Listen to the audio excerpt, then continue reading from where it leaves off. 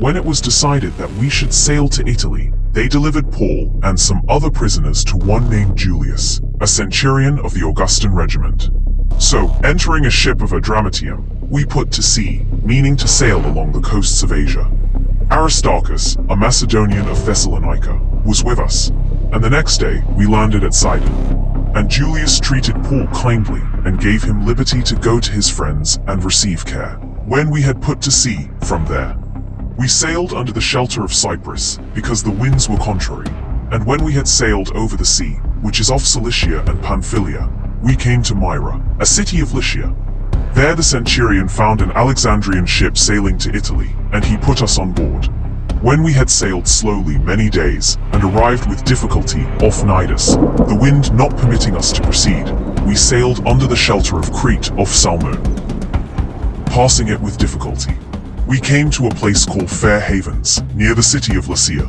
Now when much time had been spent, and sailing was now dangerous because the fast was already over, Paul advised them, saying, "Men, I perceive that this voyage will end with disaster and much loss, not only of the cargo and ship, but also our lives."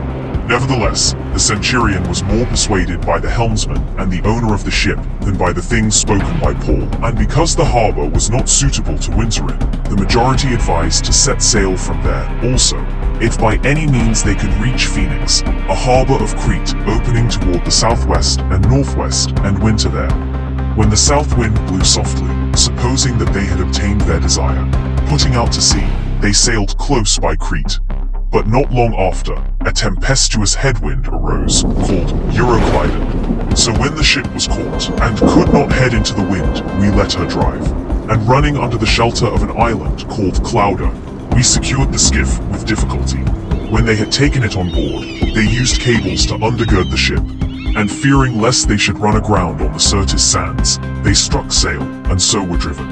And because we were exceedingly tempest-tossed, the next day they lightened the ship. On the third day, we threw the ship's tackle overboard with our own hands. Now when neither sun nor stars appeared for many days, and no small tempest beat on us, all hope that we would be saved was finally given up. But after long abstinence from food, then Paul stood in the midst of them and said, "Men, you should have listened to me, and not have sailed from Crete, and incurred this disaster and loss. And now, I urge you to take heart, for there will be no loss of life among you, but only of the ship. For there stood by me this night an angel of God, to whom I belong, and whom I serve, saying, 'Do not be afraid, Paul. You must be brought before Caesar, and indeed, God has granted you all those who sail with you. Therefore, take heart, men, for I believe God that it will be just as it was told to me. However, we must run aground on a certain island.' Now when the 14th night had come, as we were driven up and down in the Adriatic Sea, about midnight, the sailors sensed that they were drawing near some land. And they took soundings, and found it to be 20 fathoms. And when they had gone a little farther, they took soundings again, and found it to be 15 fathoms. Then, fearing lest we should run aground on the rocks, they dropped 4 anchors from the stern, and prayed for day to come. And as the sailors were seeking to escape from the ship, when they had let down the skiff into the sea, under pretense of putting out anchors from the prow, Paul said to the centurion and the soldiers, 'Unless these men stay in the ship, you cannot be saved.' Then the soldiers cut away the ropes of the skiff and let it fall off.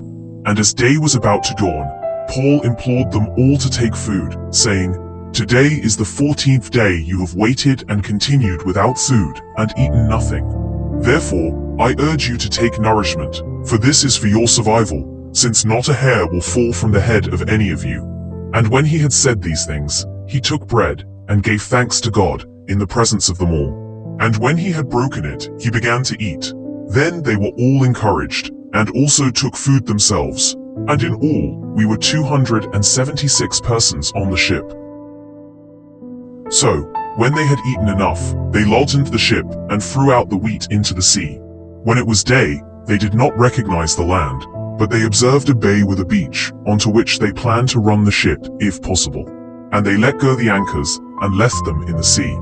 Meanwhile, loosing the rudder ropes, and they hoisted the mainsail to the wind and made for shore.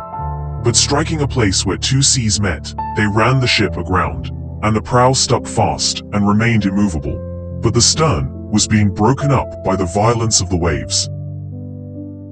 And the soldiers' plan was to kill the prisoners, lest any of them should swim away and escape. But the centurion, wanting to save Paul, kept them from their purpose, and commanded that those who could swim should jump overboard first and get to land, and the rest, some on boards and some on parts of the ship. And so it was that they all escaped safely to land.